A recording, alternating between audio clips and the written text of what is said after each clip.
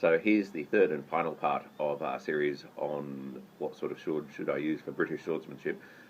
Looking here at English Backsword, Napoleonic era broadsword, and 19th century military swordsmanship. If, however, you're looking at primarily English sources, so Wilde, Godfrey, Miller, Lonergan, we're talking about sort of the London school of English backsword fencing as done by stage gladiators, as well as, serious military men, of course. And the kind of backsword that they're using there, as Hope points out, is a different weapon to the Highland broadsword, okay? And part of that is the weight, okay? So these sorts of weapons are much, much lighter, probably about the same length as the Highland one, but light enough that you can hold your guards out at arm's end like so. Okay, and this is what we see in the manuals. So with this much lighter weapon, I don't need to worry so much about the precision of my mechanics. I can swing this around, just around the wrist, very, very easily, and I don't need to recruit my whole body into it. Now, does that mean I can't do page with it? No, of course not. Okay, I can use Page's footwork, I can use Page's equilibrio, and that's fine, and I will fight Page no matter what weapon you put in my hand, really. But it's not necessary, and so if you're looking at recreating Wilde or Godfrey or something like that, you're going to have your sword stiff out at arm's end without bowing the elbow joint, as Wilde says, and make these very fast cuts, usually around the wrist without pulling the sword back. Now, I can't do that with my Highland broadsword or my silver sword. This is just too heavy.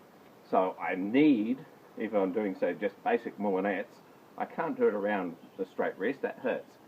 I've got to use the contraction of the arm to power it. And there's nothing wrong with that, okay? That is a perfectly reasonable way of delivering a cut, but it is completely different to the advice that we get in the English backsword manuals.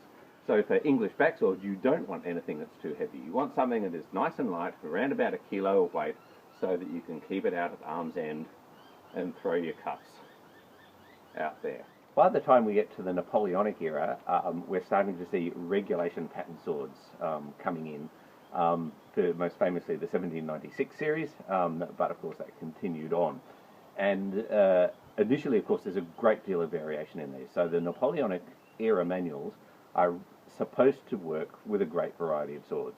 So you've got everything from great big heavy straight cavalry, like the heavy cavalry sabre, so-called, even though it's got a dead straight broad blade, to very light officers' spadruni type things with very little hilt, and fairly deeply curved scimitar things like the 1796 sabre. This is not one, I don't have one, but I'm sure we all know what they look like. And so the system is supposed to be usable for pretty well anything you have in your hand. And you see some variation in advice and techniques, which probably just tells you what sort of sword different masters are using. So interestingly, the Roworth edition of The Art of Defence on Foot advises to keep your arms straight when on guard and your point high in your typical English backsword fashion, which is fine for something like this. Actually, that's fine. The Taylor edition of The Art of Defence removes that, actually deletes that sentence, and shows a variety of positions where you hold your sword, sometimes reasonably straight out, and sometimes in the Highland fashion, tucked in low, closer to the flank.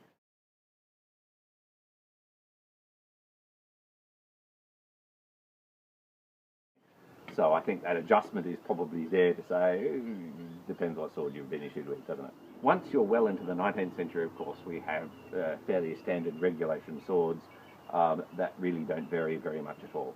And they are like this one. And these are, again, very, very light. They're, again, around about 1 kilo in total. You have straight blades, you have slightly curved blades, you get the occasional reasonably curved sabre, You have cutlasses, which honestly are quite broad and only a little bit shorter than a proper broadsword, that end up weighing about the same.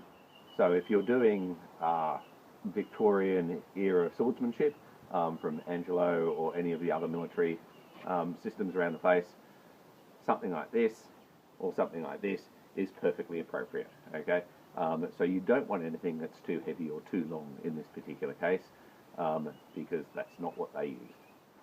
Right at the end of the 19th century, of course, we have Hutton. Now, Hutton claims to be a military sabre system for a full-size, full-weight military sabre to be used in earnest. But of course, what Hutton used to teach and practice with were light saddle sabres, such as the Hutton sabre. Okay, so it's a little bit more substantial than a Rodelli sabre, but it's the same idea. It's a light training sabre, and this is what the system is optimized for. So obviously, if you're doing Hutton, do Hutton with one of these. Don't attempt to do it with some giant silver-esque broadsword. So, in summary, broadswords are not just broadswords. Okay, there's a great variety in both length and weight that makes a dramatic difference on how you use them, depending on the era and source that you are working from.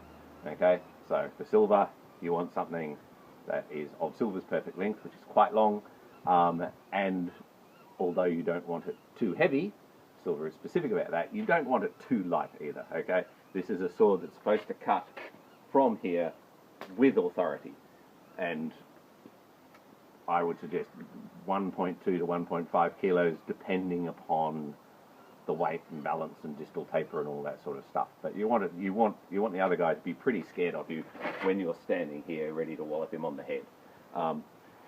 If you do silver with a sword of this kind of weight, you will quite often blow through the parries of people who are not used to fighting swords of this kind of weight, and you know that is what Silver expects when he says you must ward blows with manly strength. You can't just go and receive them the same way you can against, you know, a little Hutton sabre. Likewise for Page, you want something that is equally substantial, something that you feel could split a skull in two and snap a small sword in two and take the head off a pike if you swing it hard enough. Okay, so Page really doesn't make sense if your sword is too light. You need something of substantial weight and presence in order for you to realize the necessity of using the mechanics that Page goes to such length to specify properly. For your classic English backsword, you want something at the opposite end of the scale. You want something that is really light, not too much longer, but something that you can hold out with a stiff arm in your guard with very minimal movement, and make very nice, fast, quick, slicey cuts at your opponent. Something like this is also suitable for doing hope, if you want to adapt hope to it, and is also suitable for anything from that period onwards. So, you know, I could use this for any of the Napoleonic systems, all the way up into the 19th century systems, because the swords are about the same weight.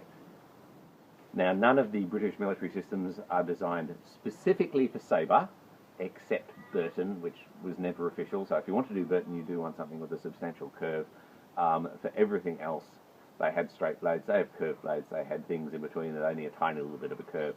So it shouldn't really matter whether you get a regulation pattern straight blade or a sabre of some sort. They will do fine for any of the military broadsword texts from the Napoleonic period onwards.